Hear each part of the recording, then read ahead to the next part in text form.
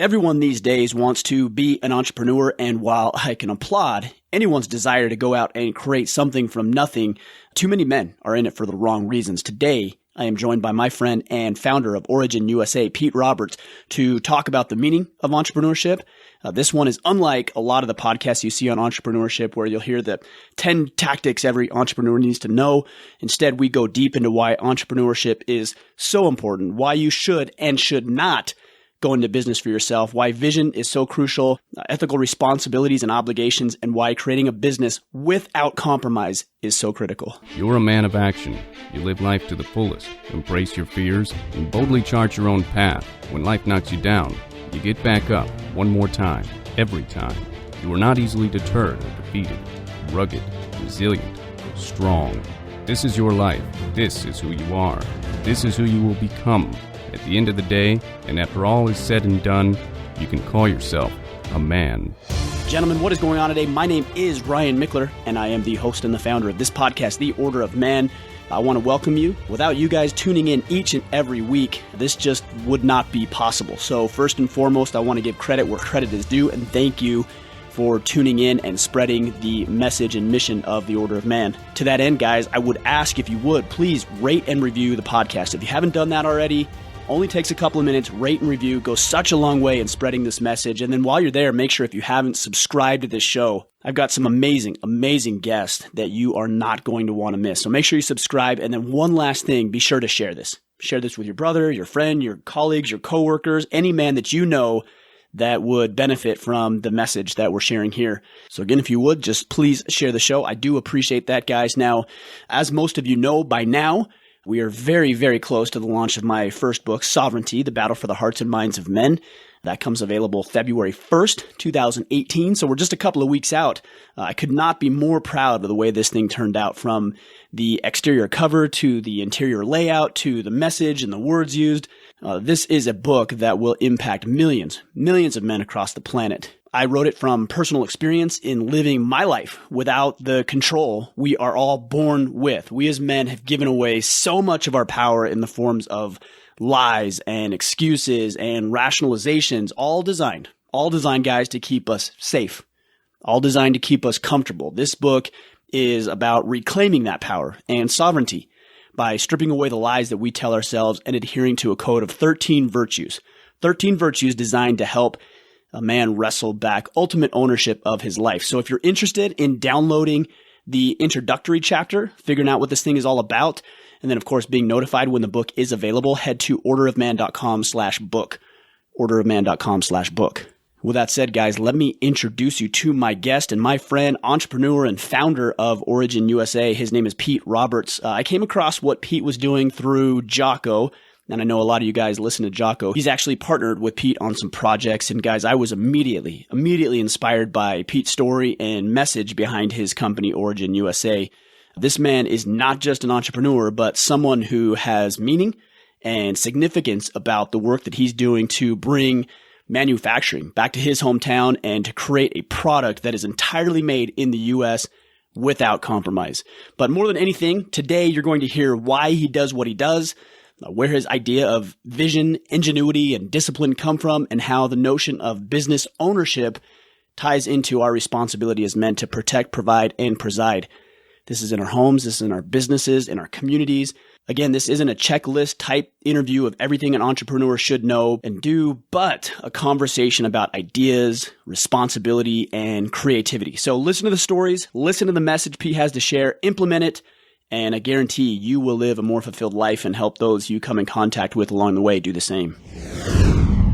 Pete, what's going on, man? Thanks for joining me on the show today. Ryan, what's happening? I am honored to be on your show and even more honored to get a live look at that amazing beard.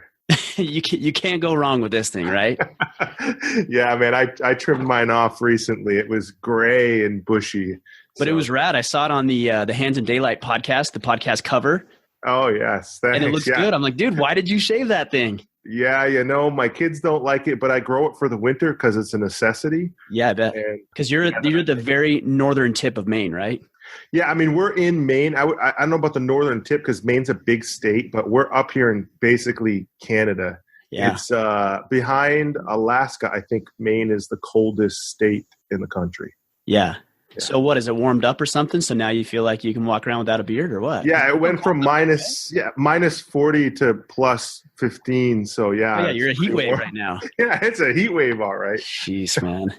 Well, hey, I got to tell you, man, I'm excited about this conversation. I've been blown away with what you guys are doing with Origin, a little bit about your story, who you are, where you've come from. I've been listening to the Hands of Daylight podcast.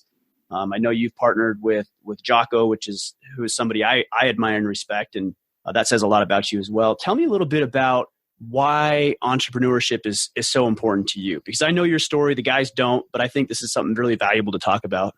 Entrepreneurship, what's important to me, honestly, over entrepreneurship is doing something, doing anything. For me, I like to put my hands on things and do things, and I do that through being an entrepreneur. I do it through making something. I call it dirt to shirt or field to finish or fiber to fabric, however you want to call it. I like seeing something come out of the earth and then something being produced with that. And that's a wonderful thing. And that's a wonderful feeling you get from that. So for me, I just enjoy the part of entrepreneurship where I believe that we can build something that the consumer needs and they don't even need it yet. And that gets my blood flowing. And that's when I see that challenge, I want to go after it. I want to prove to them that they need it. And that's really the core of what I enjoy with entrepreneurship. And it also gets my creative juices going. And I'm a creative guy. I'm a designer. And those two things combined for me that's what gets me up in the morning. Where did this come from? It's easy to say, and I'll be honest, I didn't grow up as an entrepreneur. Like I wasn't selling baseball cards when I was, 7 years old or mowing people's lawn. I didn't have that mentality. I do now. Is this something that you were born with? Is this something that was fostered over time? Where did this come from for you? I think for me, I saw some of my cousins, and my grandfather was an entrepreneur. He owned sub shops. And when my family immigrated from Greece in the early 1900s, a lot of the second generation became entrepreneurs. For me, my mom and dad moved myself and my three siblings up here to Maine. And what they did is they said, where is the last spot in Maine that has all the amenities, but that's it. There's nothing north of that. And that's where I live. So in my little village, this town, we do have a Walmart, and we have a McDonald's and all that stuff. Do you have a stoplight? That's the real question. We have a stoplight. We have two stoplights. Yeah, we have two stoplights. So, but when you leave this place, you're hitting nothing. It's the Great Boreal Wilderness. It's forest and moose. And that's it. So I got to watch from afar, and we lived, I don't want to say poor.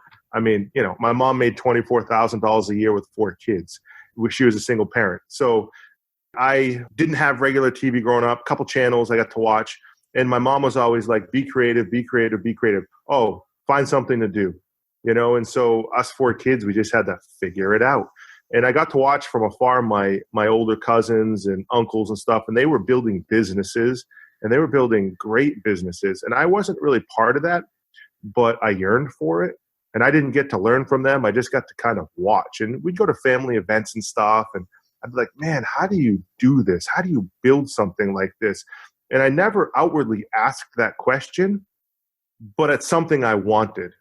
I saw how they lived their lifestyles and what they were able to do in life. And it came from them working their asses off. And it's something I just decided. I knew when I was in high school, I was going to have my own business. I said, I'm going to have my own business. When I get older, I'm going to have my own business. Because I saw freedom through having your own business when I looked outside of the way I lived. And you jumped right into business out of high school, right? What were you doing? Yeah. Design, or you were doing, and this is about the time really the internet started to come around and websites were a thing, right? 97, 98 was like when the internet hit, what I mean? Right. You had that movement. And so right around then, so I was in college and I dropped out my senior year. I was going for new media, and I had cut my teeth through college at a marketing agency and learned, kind of the ropes.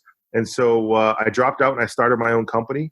We ran with it, renovated an old barn, just a small little old barn, and had a little studio in there, took out a $2,500 loan, and I just started doing it, and everyone's like, Go ahead. I was going to ask, what do you miss about that? Because I've listened to you and some of your story and some of the things that went right and some of the things that went wrong. And even for me, with what we've built here with Order of Man, I would say probably 6 months or so ago, we started outsourcing our shipping, which is nice because now I don't have to do it. My wife and I aren't down here for hours at night doing it. But then at the same time, I'm like, that was actually kind of fun. So what are some of the things that you miss about those early days?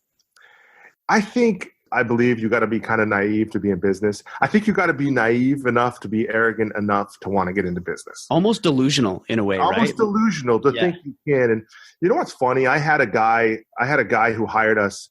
We did a lot of packaging. We did a lot of interactive touchscreen kiosks. We'd bring like apps and screen-based. And then we'd also do a lot of print-based stuff. Did a lot of packaging design. And I remember a guy, he hired us. He was out of Boston. And he heard about this company, my company, through a mutual friend, and he hired us. He looked at our portfolio and hired us. He came up and visited us like 2 months later. He goes, if I knew that you guys were here in this location, in this tiny little office, I would have never believed it. I would have never hired you. Interesting. You know, I said to him, that's the great thing about technology is that there's talent everywhere. And what technology has done, and it's taken the talent and the customer, and it's merged the two through this conduit of the internet, and it works. And you got to look at us for our work and what we could do, not for where the office was, not for what the staff looked like, and I think that was pretty awesome. And I miss being able to do that type of work for these huge brands we used to work for. We used to do a lot of stuff for the Quicksilver Rosignol Group and all sorts of other companies. I miss that, but I get the same fulfillment building my company Origin. It's the same. It's more fulfillment actually. So I do a lot of the same stuff. Yeah, I do a lot of the same stuff. So what is it about website design in your early years that made you migrate towards that? Because a lot of guys are listening to this and they are, man. They're like, I want to start a business. I want to start a side hustle. I feel like I've got this entrepreneurial spirit. I talk about it a lot. Everybody talks about it a lot. And so these guys have got the bug, but they don't know what to do. So why did you go that route? And then even why did you get into Origin now? I mean, this is something that's completely different, although there may be some similarities. Absolutely. Well, as I answer that question about why to get into business or why not to get into business for that matter, I want to say that as an individual, you have at the minimum 4 real chances to do something great when it comes to business. And so even if you jump in, head first, hands tucked, into business, most people won't have a business plan, and they're going to be excited. They're going to design a logo. They've got this idea. You've got 10 years to make that great. And if you fail, you've got 10 more years. And if you fail, you've got 10 more years. I mean, you can be pushing these 10-year cycles up till you're 60 years old if you wanted to. Sure. For me, I'm 38. I'm on number 2. I spent my first 10, 20 to 30 with my first business. After the recession, I had to kill it. I'm on my second 10. And I'm right there with you at the second 10. Perfect. It's the second 10. It's your second decade of opportunity. And an old timer told me this. This guy had built $100 million company. He had come from nothing and built this huge company. And he's the one that he sat me down one day and he said that to me. He said, first of all, you're not special. What you're doing isn't special and nobody gives a shit. So if you really want to do this, then you need to be focused and you need to basically, how Jocko uses this whole discipline thing, the discipline, you got to have discipline. Well, it wasn't just discipline. It was discipline and action. You can have discipline, but if you're going to get into business, you've got to have discipline and action. And you've got to be able to bear the weight of some of the stresses that are going to come with that. And you've also got to learn a lot of balance between family and this vision you have. So I'd say for me getting into business, I was just ready to take on the world, and that's the naive part of it. But for someone else to get into business, one of my friends asked me the other day, they said, hey, I'm thinking about starting or buying a business. I said, okay, well, why? He's like, well, I think it's a good opportunity. I said, okay. I said, well, what do you make a year? And he's like, I make 6 figures. Just over 6 currently is what he's making. Currently. Okay, I said, right. Don't get into business. Right. You're making good income. It's going to be a little while before you get able to recoup that, right? Don't get into business. I said, because you're going to leave that, and go into something where you're not going to be earning right off. I said, what's the point, dude? Why do you want to do that? So for me, I think you really need to look inside. Strip away your ego, strip away your ADHD kind of feelings about the whole thing, and ask yourself, why do you want to get into business? And the only reason to get into business, the only reason is because you want to do more in life or want something more out of life than what you're able to get with your current job. But know that those things that you want, wait 10 years. Like if look 10 years out and say, I can get that in 10 years. If you still want to be patient and wait, get into business. This is just a delayed gratification thing. I mean, it is. You look around in society today and it seems like more and more people can't. They're not able to delay the gratification. And so we look at the guys on Instagram or social media or the podcast or whatever, and we think, well, this guy, Origin, for example, like these guys just came out of the woodworks. They're just all of a sudden an overnight success, except for that's not really true. You just didn't know when things were struggling and you were in debt and weren't paying yourself and all that fun stuff.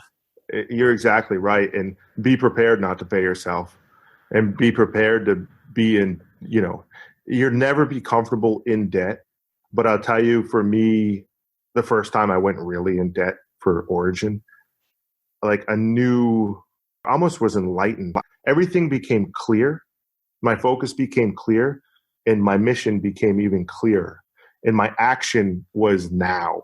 And it's almost like, you talk about when you like fast and how everything is clear, and because your body is saying, hey, you're in survival mode now. I'm gonna get your brain and your mind ready to go hunt. Well, it's almost like that in business. You can create that same euphoric drive and feeling. And it's when you put yourself in a place where you need to live or you need to die. And for me, I'm always like, hey, put yourself in a place where you need to live and you need to die. I'm not giving myself an out.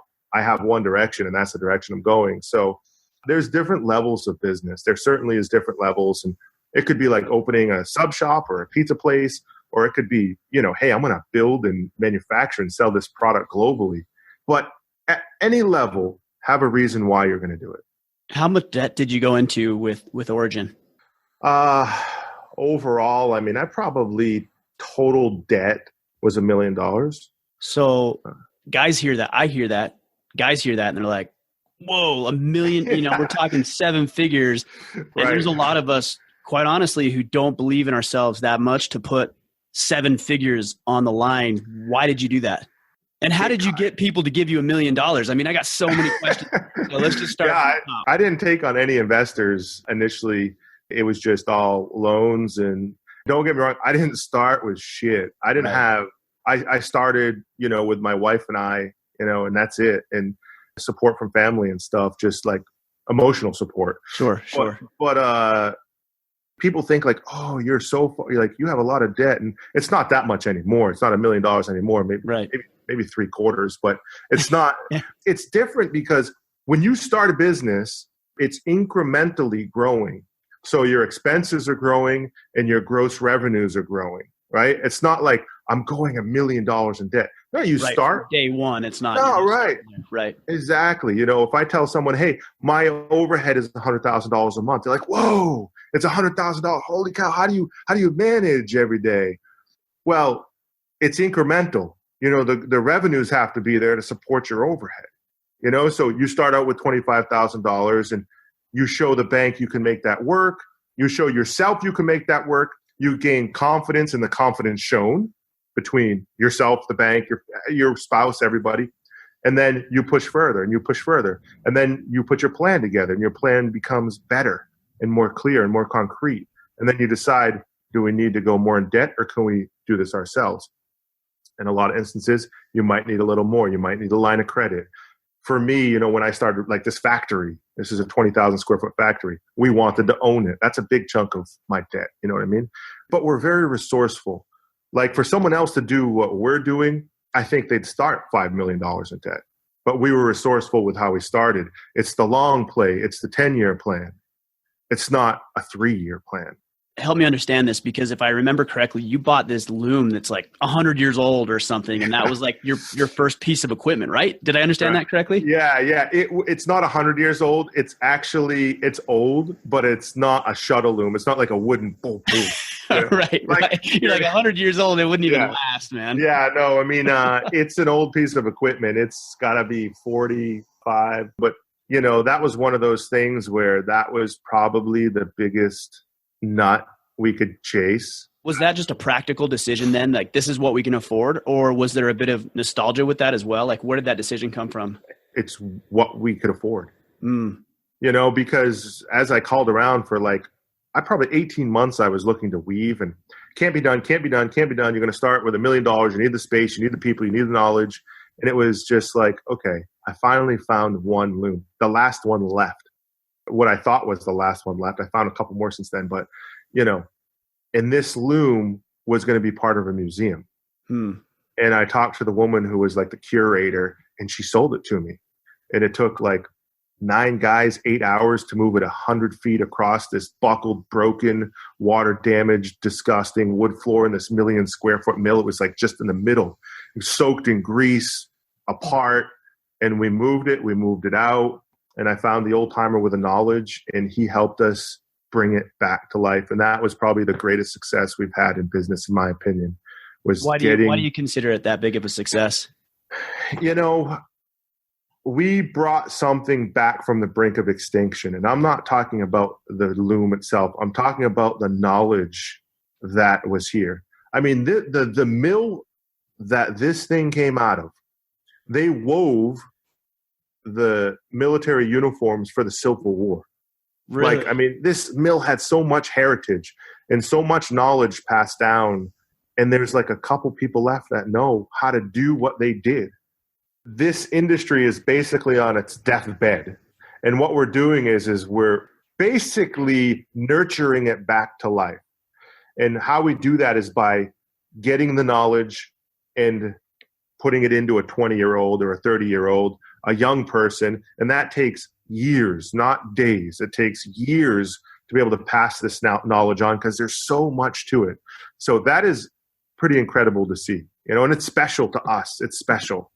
And it's special to this area, which is important to me also. Yeah, I want to get into that. But before I do, you said something, it's nearly dead, but I'm going to challenge that a little bit, because it's nearly dead for a reason. And so it's not. Okay, good. Help me. Because from my perspective, I'm like, well, there's got to be a reason that it's dying. So help me understand how, because I know there's probably a ton of naysayers who say, no, you can't do this. This can't be done. It's a wasted time, energy, resources. Do something else. Yeah. Okay. So I will answer that for you. Why do you feel it's nearly dead? Where'd you hear that? That's a good, to me, I don't know if I heard it as much as I feel like, is it an outdated way of doing things? Well, that's a question that you can pose. But what's happened to you and I, because we're close in age, is we've been brought up in the time where everything moved overseas. Sure. Right. Okay?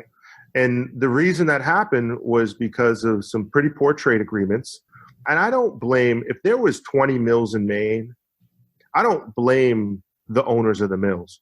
They didn't want it to leave. But if one jumped overseas and became so competitive, the others couldn't do anything but do the same. And the way that these mills were set up, where they were huge, huge beasts, they're huge 500,000, million square foot mills. The infrastructure alone, to support that infrastructure, you had to have huge chunks of market share. So what I've said is, I wasn't in manufacturing. How can this be done better? Let's just be smart about it. Why is that mill only spinning cotton? Why is that mill only weaving cotton? Why is that one only dyeing cotton? Why can't you take all those potential kind of tasks and put them into one in a smaller building, a smaller version of that? Because then what you can do is you can skip the markup on how much it costs to do everything in between.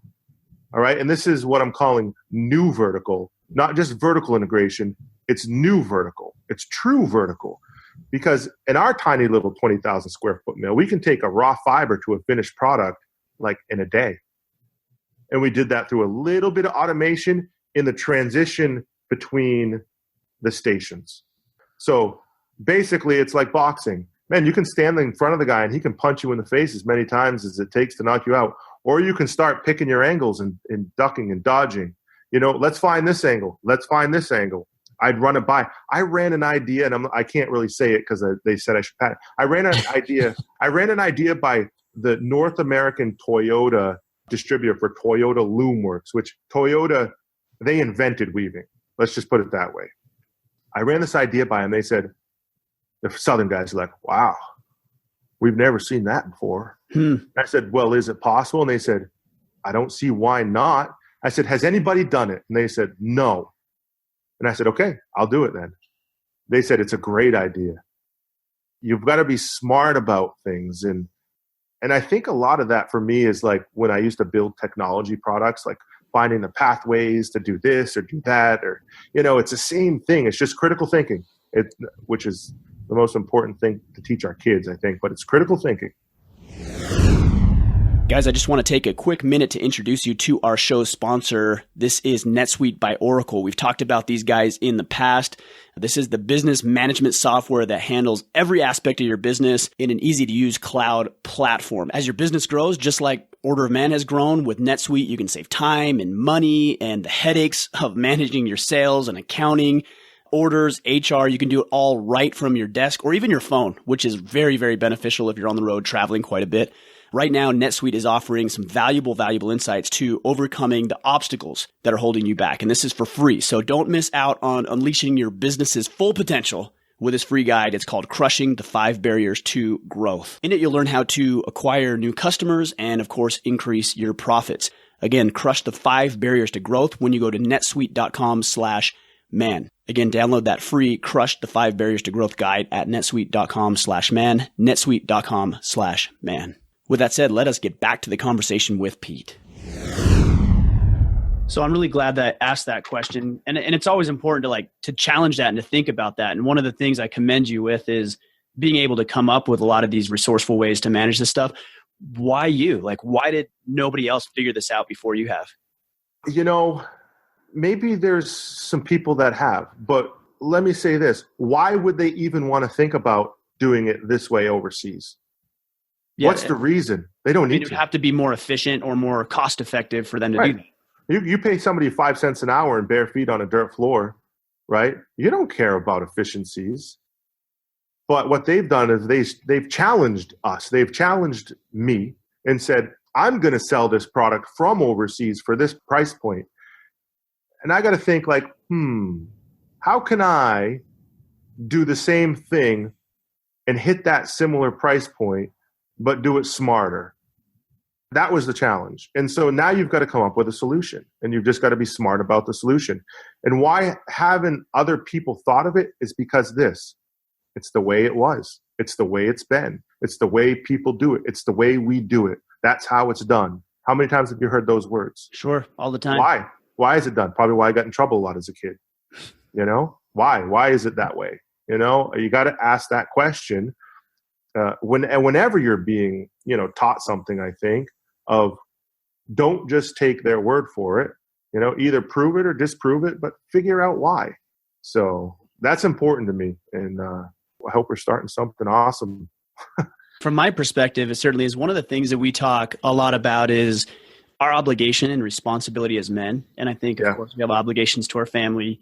But also outside of that, we have obligations to our community and the neighborhood and the neighbors that we have. And you're somebody who I feel like is stepping into this, especially bringing manufacturing back into your hometown, which I think is really cool. Appreciate that. Why have you taken the burden of that responsibility? Because I want to. Some men want to coach football, and I coach lacrosse. I coach youth lacrosse. I'm passionate about it. It's my contribution to coaching, let's just say. But some men are really into coaching. They want to coach. They want to live vicariously. They want to coach football or wrestling, and they want to pass their knowledge on in that way. I don't necessarily want to pass my knowledge on. I want to rediscover the knowledge we had, because that gets me engaged. There's a lot of people that can pass their knowledge on.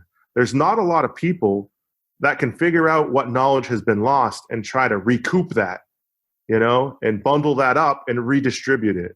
I take a lot of pride in that. I take a lot of pride in finding those old timers, finding those people, finding the way it's been done, and then taking that and modernizing it, let's just say.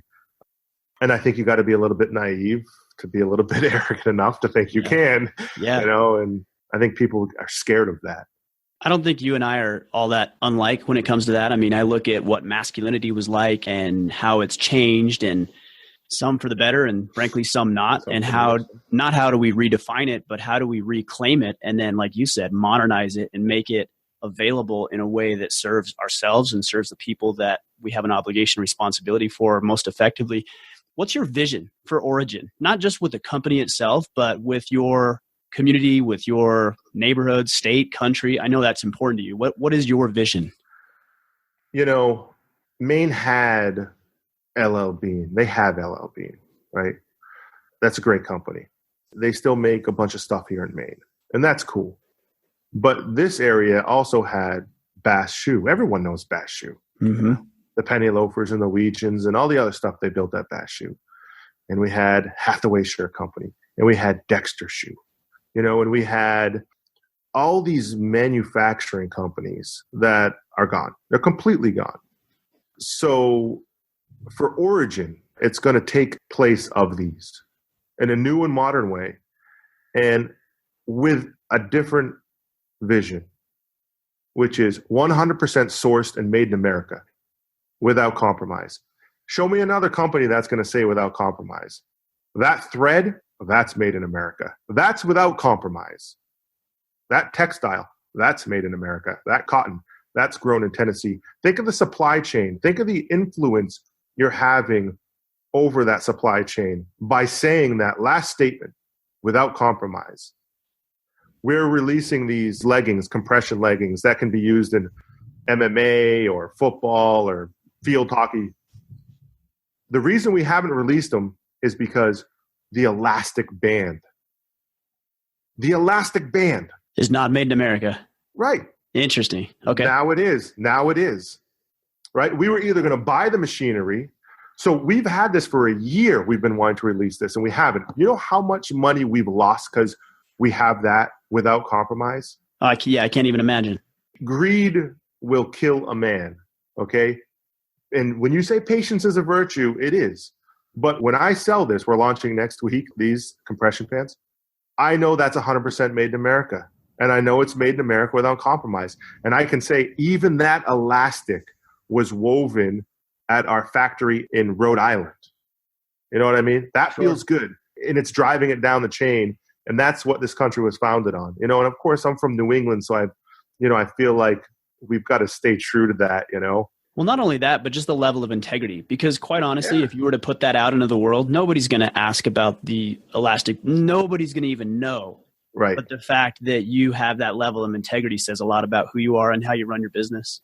I think that's important. I think that that's the value proposition. I think that that's full transparency, and I think it's authentic. People these days, they want authenticity. And that's what I'm all about, and that's why it just works really well. What our message, our story, what we're saying, what we're promoting, even if it's not for Origin, just in general, like what happened to that? Where did that go? Strip away everything else. Where did that go? And I pose that question. Well, Pete, we've talked about so much, man. We've talked about responsibility, obligation, vision, integrity. I mean, I could go all day about this stuff, but I really like the direction we took because it's different than another entrepreneur type podcast. Mm-hmm. And I think there's a lot that you're doing that speaks highly of you, of course. I did want to ask, one of the things that's pretty cool is you've been able to partner on some things with Jocko.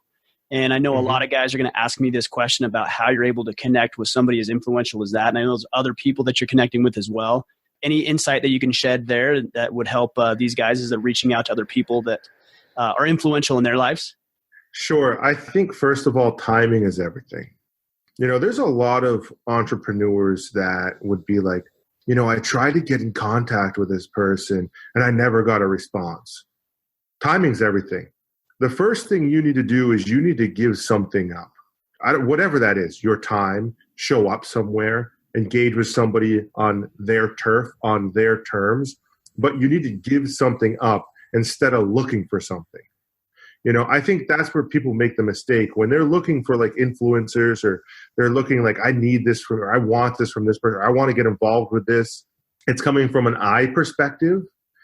And I think you need to look at it differently.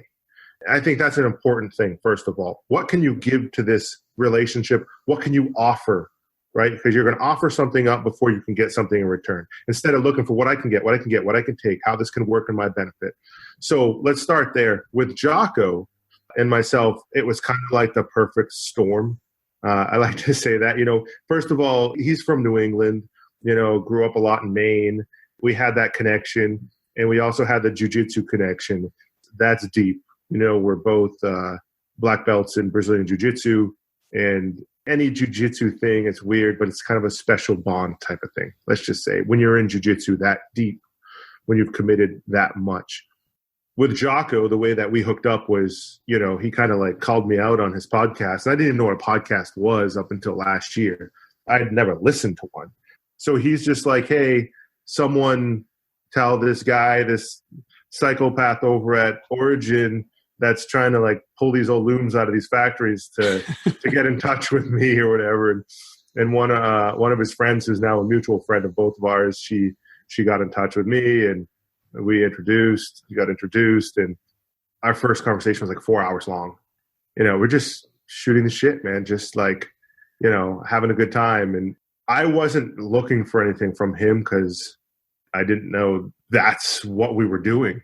Right, Right. It was a real honest thing. And I think the same thing from him. He liked what we were doing, and he wanted to get involved in it somehow. And it just worked, and I think that the timing was right. And that's important. And people get caught up on, like, you're pushing for something that doesn't happen. And they get caught up in the moment of that. Instead of saying, okay, what am I not seeing because of this? What angle am I not seeing? And I'll tell you things that I could have gotten caught up in. And I'll tell you this briefly. I could have gotten caught up in History Channel did this big, they came up here and they did this big development deal with Origin for a reality show, the producers. And it went to a green light meeting, which if you know in TV, that's the last meeting before it goes on air. The new president of History, who had come in a couple weeks earlier, like shut it down. Oh, really? Right. Yeah. I had another opportunity to be, ever seen that show, The Prophet?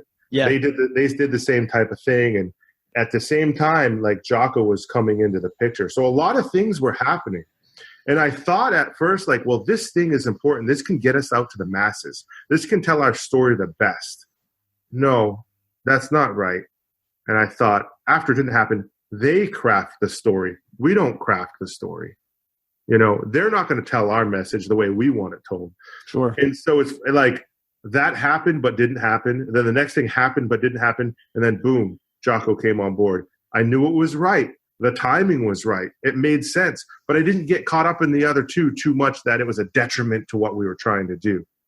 And those are some examples. And there's a lot more examples more people could relate to. But for the Jocko circumstance, those other two things were related deeply. I think there's so much value in offering value. I mean, there's something to be said there. That's the reason that we even started talking, right? I mean, yes. Value, no expectation from me, no expectation from you. Hey, I like what you're doing. You like what I'm doing. And exactly. There's opportunities to create win-win type situations. Right. Like what we're doing right now. We're engaged in conversation and engaged in building some type of relationship. But right now, it's just really helping each other. That's what it is. So you through Facebook, we connected, whatever, man. I've been listening to your podcast. I love them. I'm already getting something out of them, listening to some of your guests. It's been really helpful. I really enjoy that. And then I was like, hey, what can we do together? And you're like, I don't know, but why don't you come on the podcast? We'll get it figured out. Hey, I'm going to start jiu-jitsu. Hey, let me send you a gi. Hey, why don't you come on the podcast and talk about this? That sounds good. Instead of going, hey, I'm just going to go for that final thing. Right, right. If you put that thing you think you want, that's the key. You think you want this thing. No, man, get on this path to go to the thing you want. And I'm going to tell you right now, the thing you think you wanted is going to be different because there's going to be so much more you're going to be getting involved with. There's going to be so many avenues, so many pathways as it splinters out. That's building a relationship. You can help each other multiple ways. And then maybe you get on the path together. And maybe you go in a completely different direction together. Sure. Who knows? Sure. But you've got to start that way by giving more than taking. Yeah, love it, man. Obviously, we could talk about this stuff all day. We are winding down on time. Sure. I do want to ask you a couple of questions as we wind down. The first one I prepared you for. I think this is like the third time we've tried to do this interview now. Like both of us have had technology issues. Yes. So you've had plenty of time to think about this. You better hit this one out of the park, man. Okay. What does it mean to be a man? That's easy for me. Really, when it boils right down to it, to be a man is to raise a man. That's it. If you can raise a man, you are a man. It's awesome. It's awesome. Yeah. You're doing it, man. You are doing it. I appreciate what you're doing, and I see what you're doing in your community and what you're doing with your business. It's inspiring, to say the least. So how do we connect with you? How do we connect with Origin? Learn more about what you guys are doing, your story, your videos, your products, all the cool stuff you guys are up to. Absolutely. Yeah. I did start a podcast, which is awesome. It's fun. I'm having fun with it. In fact, I got to interrupt you here, and I apologize about that. A lot of times people ask me, like, what are my favorite podcasts? And I've always got anywhere from 5 to 6, 7, 8 different podcasts I'm listening to. And yours, man, right now is at the top. Like you have a really, really good podcast. So anyways, I interrupted you, but go ahead. Go for it. That means a lot. That means a lot. It really does. I hope you're hearing those words. It means a lot because I wasn't in the game and I'm just trying to get into the game. So I appreciate that. Supporting what you're doing, first of all, I've learned so much from your podcast, and some of the guests you've had have really made me think, and I'm a thinker. And I think as men, we need to humble ourselves and create new perspective. It's all about perspective. And so thank you for that, first of all. And, to support us, originmain.com is where we do what we do. There's lots of videos up there about how we are bringing back manufacturing from the brink of extinction here in Maine. And making a bunch of great gear. And we have awesome nutritional products. We partnered up with Jocko on some really incredible stuff. But doing that, just getting the message out there and believing in the American dream. It's not dead. Just believe in the American dream and act on that belief in whatever way you think you need to be part of this. So that's it, man. Awesome. We'll make sure we link everything up so the guys know where to go. They can connect with you. Man, I'm looking forward to building a relationship with you, working with you a little bit more and doing some cool things together. So got to tell you, I appreciate you taking the time. And then of course, just imparting some of this wisdom. This is valuable stuff for any man out there, especially those that want to do something big, want to create something big for themselves, want to create something big for their community. A lot of good stuff here. Appreciate you, brother. Thank you, Ryan. I appreciate it. There it is, gentlemen. My conversation with Mr. Pete Roberts. I told you this one was going to be a little different on the topic of entrepreneurship, and I'm sure that you heard that it was. But I hope that you took a lot away from this. I know I certainly did. And again, just Pete's stories and the message behind what he's doing is inspiring to me.